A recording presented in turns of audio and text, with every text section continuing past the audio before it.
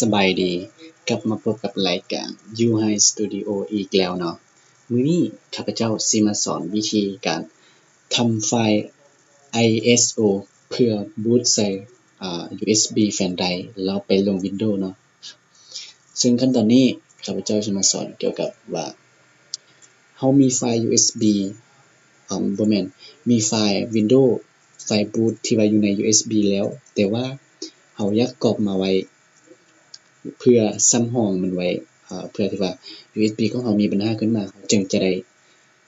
ไฟล์ตัวนั้นกลับมาบูตคือเก่าแต่ว่าเอาก๊อปไปแล้วมันจะบ่เป็นไฟล์ ISO ซึ่งมื้อนี้เฮาสิมาสอนวิธีการเฮ็ดไฟล์ ISO ซึ่งเป็นแนวใดนั้นเฮาไปติดตามรับชมกันเลยก่อนอื่นหมดเฮาต้องเตรียมไฟล์ไว้ก่อนเฮาต้องสำรองไฟล์ที่ว่าอยู่ใน USB ไฟล์บูต Windows ที่อยู่ใน USB มาไว้เนาะคือค่อยไว้นี่แหละไฟล์พวกนี้ที่ว่าเฮาเห็นอยู่ใน USB เนาะสำรองมันไว้เพื่อว่า USB ของเรามีปัญหาขึ้นมาเฮาจึงจะบ่ได้ไปดาวน์โหลดใหม่เพราะว่าไฟล์ Windows Boot ตัวนี้มันจะหลายขนาดมันจะหลายประมาณ30กิกเนาะโอเคแล้วก็เฮาต้องเตรียมไฟล์นี้ไว้หลังจากนั้นให้เฮาไปเปิดโปรแกรม Alta นี่เนาะ Alta ISO ถ้าใครยังบ่มีหาวิธีไปดาวน์โหลดมันเองเนาะง่ายๆของฟรีอีกเข้าไปเลยโอเคหลังจากนั้นให้เฮาคลิกเลือกไฟล์เลือกบอนที่ว่ามันไฟล์ของเฮาเนี่ยมันอยู่ไปใน 2D เนาะมันจะอยู่ในนี้เคยเซฟไว้ในWindows 10 64 บิตเนาะโอเคตัวนี้ตัวไฟล์เมื่อกี้นี้คือไฟล์ที่ว่ายังบ่ได้เป็นไฟล์ ISO เทื่อแล้วก็ Ctrl A เลยแล้วก็คลิกปุ่มนี้แล้วมันคลิกปุ่ม Add นี่มันให้มันนำขึ้นไปถึงนี่โอเคเนาะหลังจากนั้นเราก็ Ctrl A อีกทาสีมันหมดเนาะแล้วก็กดปุ่มนี้คลิกนี้ก็กดแยกไปโอเคเราต้องเซฟเป็นไฟล์ standard ISO ไฟล์นี่เนาะเราใช้ชื่อในใดก็ได้ค่อยจะใส่เป็น Win10 ISO ประมาณนี้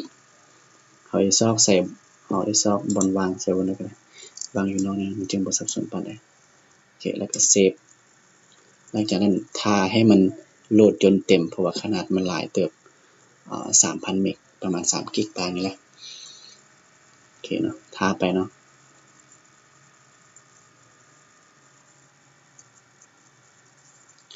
โอเคเดี๋ยวค่อยสิตัดคลิปไปตอนมันสำเร็จแล้วจึงค่อยมาเบิ่งใหม่เนาะหลังจากที่ว่าเฮาคอนเฟิร์มไฟล์ตัวนี้เป็นไฟล์ ISO แล้วเนาะเราก็ไปบูตใส่ USB แฟลชไดรฟ์เลยซึ่งขั้นตอนนั้นเดี๋ยวติดตามรับชมคลิปหน้าเดี๋ยวสิเฮ็ดมาให้เบิ่งว่าก่อนสิได้ไฟล์บูต USB หั่นเฮ็ดแนวใดใช้โปรแกรมใดเนาะทาจนกว่ามันจะได้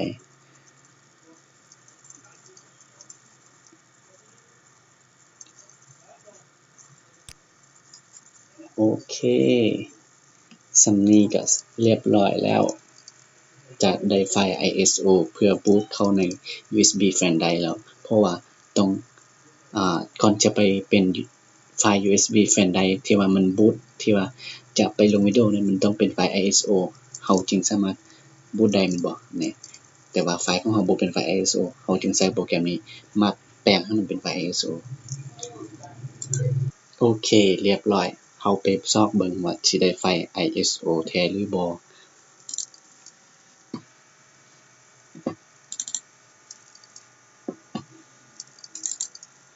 เมื่อกี้ค่อยเซฟใส่ 2D เนาะนี่ไฟล์ ISO ที่ว่าค่อยเฮ็ดเมื่อกี้